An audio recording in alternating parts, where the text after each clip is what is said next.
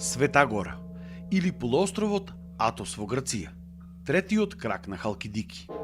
Место кое се наоѓа некаде помеѓу земјата и небото, или уште како што ја нарекуваат, градината на Богородица, која го благословила овој крај и го зела под своја заштита.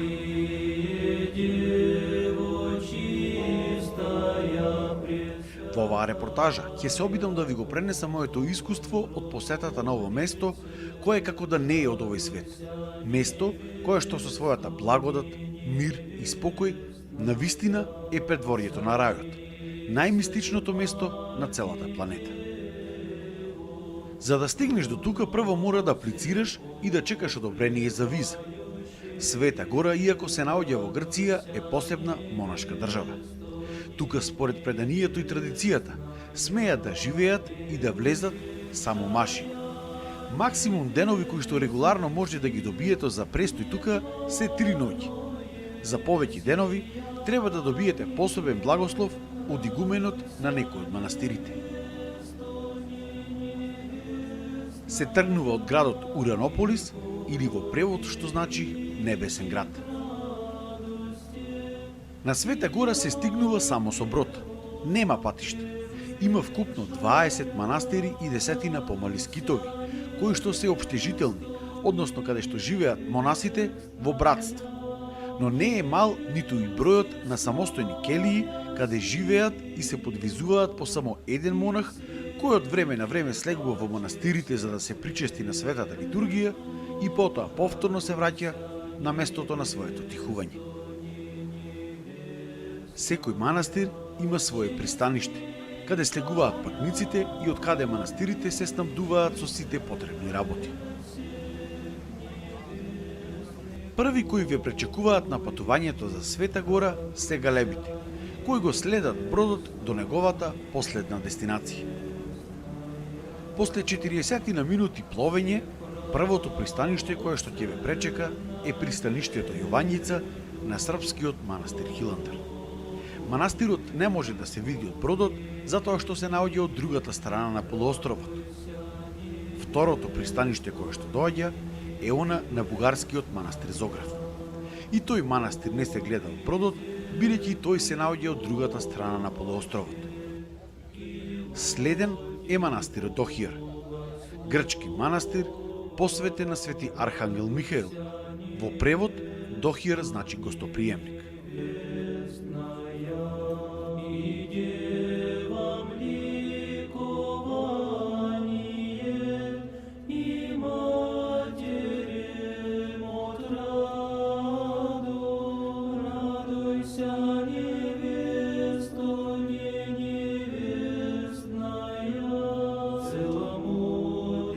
Откако слегува патниците, продолживме кон манастирот Ксенофонт.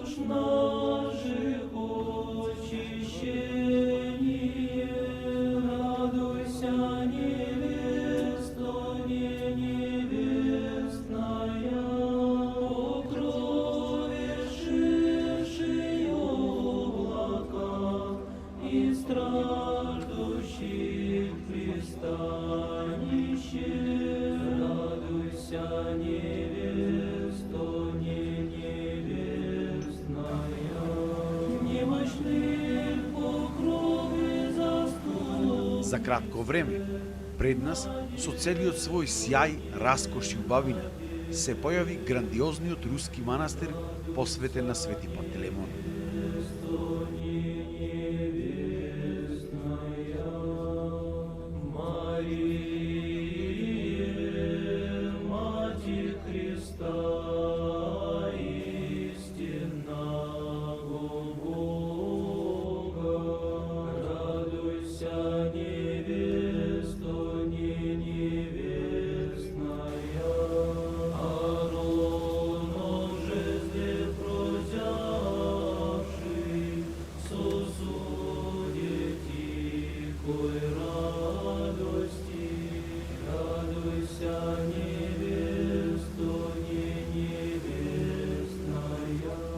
По Свети Пантелеймон, бродот застана на главното пристаниште на Света гора, Дафне, од каде ве водат патишта до повеќе манастири.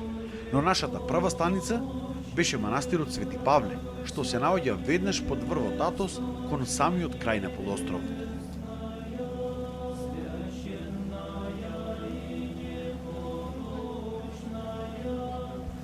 За кратко време по пристаништето Дафне, пловејќи со бродот, пред вас ќе се појави моќената Симоно Петра. Манастир изграден околу 350 метри од морското ниво на една карпа во 1257 година, што представувал вистинско архитектонско чудо за периодот кога бил изграден.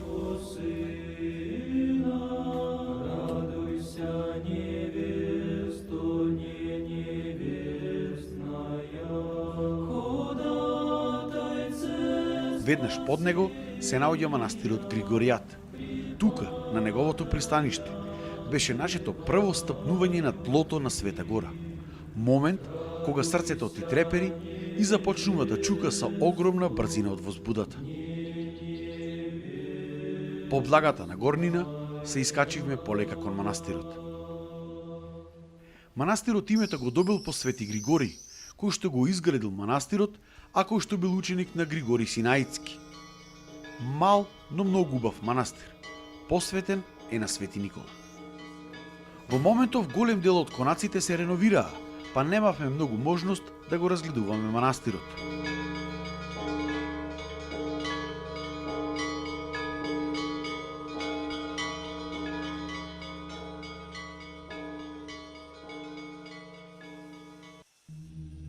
Αγνή παρθένε δεσποινα, αχράντε Θεοτόκε.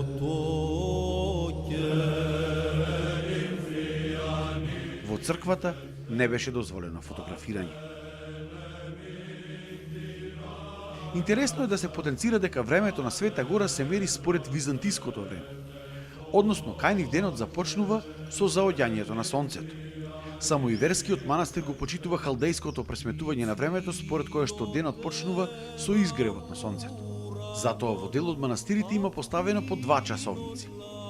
Еден кој што го мери византиското време, а друг времето според кое се раководиме сите ние кои живееме надвор од Света Гора.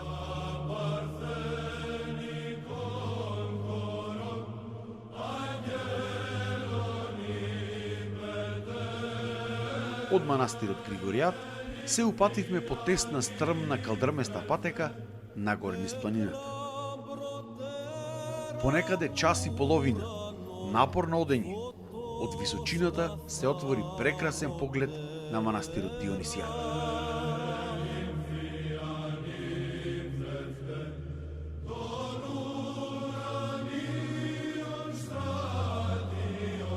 Таму, кога стигнавме, монасите не пречекаа со голема љубезност и не почестија со кафе, локум и нормално по едно чаше усо. Тука се чуваа дел од моштите, односно раката на Свети Јован Крстител. Монашкото братство ни дозволи да се поклониме пред оваа голема светиња. Чувството не може да се опише со зборови, кога ја целиваш раката која што го крстила Господ Исус Христос.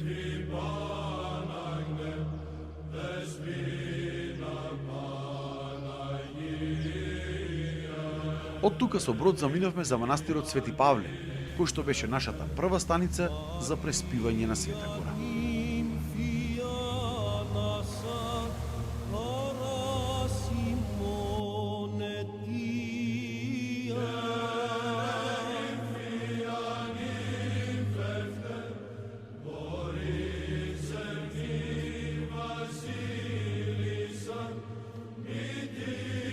Откако се сместивме во собота, за кратко време, односно во 17 часот, започна вечерната богослужба, која што траеше околу 1 час.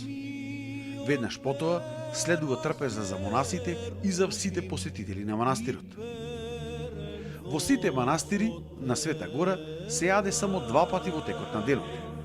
После литургијата наутро и по завршувањето на вечерната богослужба околу 18 часот попладне. По трпезата се оди повторно до црквата, каде за верниците се вадат највредните реликвии од манастирот. Тука, во Свети Павле, се чуваат даровите кои што тројцата мудрици му ги дале на Исус Христос кога се родил, односно златото, ливанот и смирната. Предмети од неописливо значење за христијанството. Исто така имаш и голем број мошти на многу светители. Другиот ден се упативме со брод кон главното пристаниште на Света Гора Дафне, откаде со автобус тргнавме за Кареја, административното седиште на оваа монашка република. Од Дафне до Кареја ве води пат кој што сега се гради од армиран бетон. Кареја изгледа како мало селце, каде што секој манастир си има свој имот и своји келии. Штом застанавме тука, прво тргнавме кон скитот посветен на Свети Андреј, кој што го градела последната царска руска фамилија Романови. Велелепен објект кој што по својот стил се разликува од останатите грчки манастири. До пред изградбата на црквата Свети Сава во Белград имал најголема црква на целиот Балкан. Но откако најголемиот дел од монасите загинале борејќи се против комунистите во Октомвриската револуција, подоцна агенти на КГБ го палат скитот, монасите си заминуваат, а според правилото на Света Гора, ако еден манастир или скит по бројот на монаси падне под бројката 7, истиот го презема најблискиот манастир. Сега скитот на Свети Андреј е грчки и се наоѓа под манастирот Ватопет. Тука се чува главата на Свети Андреј, која им се покажува на сите верници кои сакаат да се поклонат пред неја.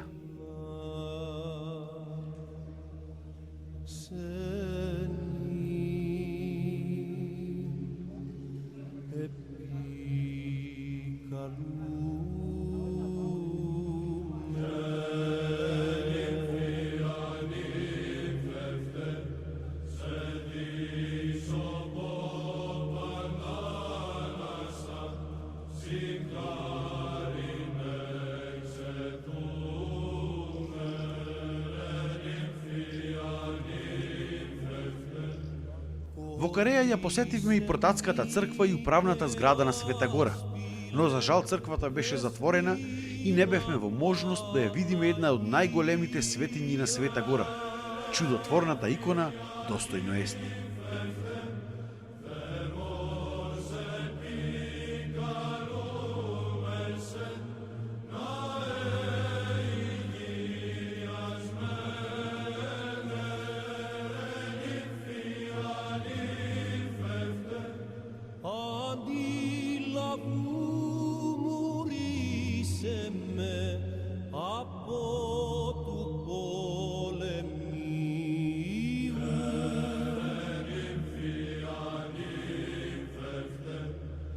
Движејќи се дел низ тесна шумска патека, а дел по широк макадан пат, се упативме кон манастирот Пантократор, второто место каде добивме одобрение да преспиеме на Света Гора.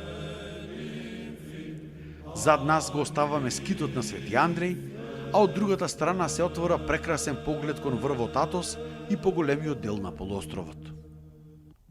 По околу час и половина до 2 пешачење се појави манастирот Пантократор, кој што е посветен на Христовото преображение. И тука, како и во другите манастири, типикот е сличен или скоро ист.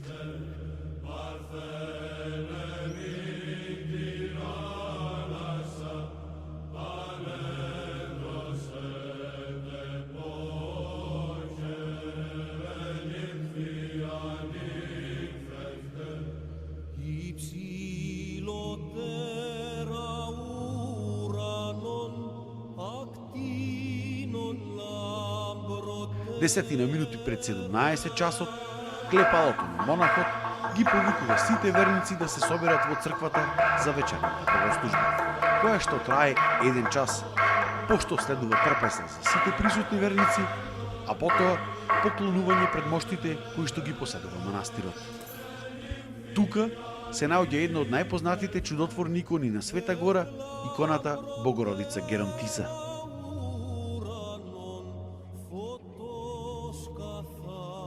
Другиот ден, со брод се упативме Другиот ден со брод се упативме кон разгледување на манастирите, но сега од другата страна на полуостровот Атос. После манастирот Пантократор, прв што го гледате е манастирот Ставрониките. Потоа доаѓа манастирот Ивирон, каде се наоѓа една од најпознатите икони на Света Гора и верската икона.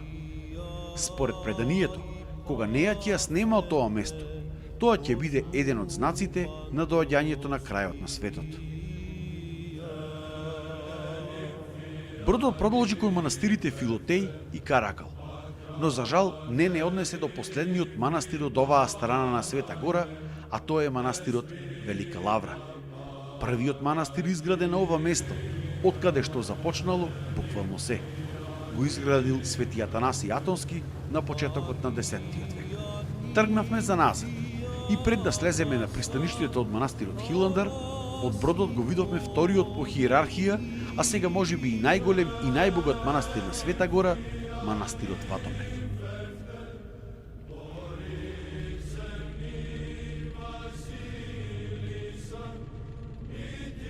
Бродот потоа не однесе на пристаништето на српскиот манастир Хиландар, Великата царска лавра.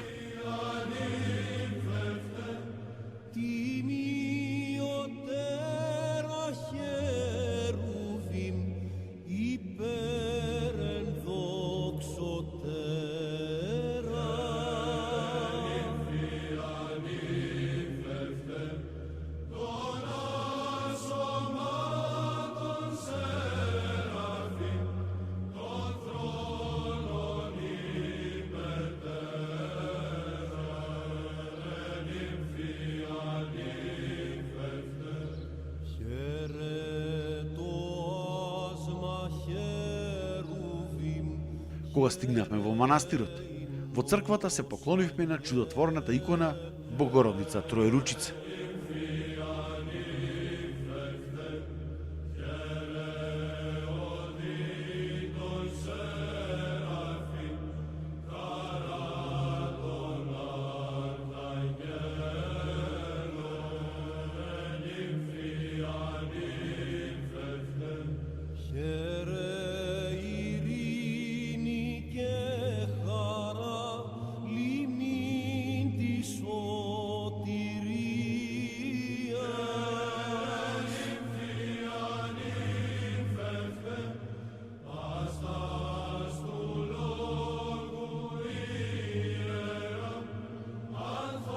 Тука исто така е и лозата на Симеон Мироточив и бунарот на Свети Сава.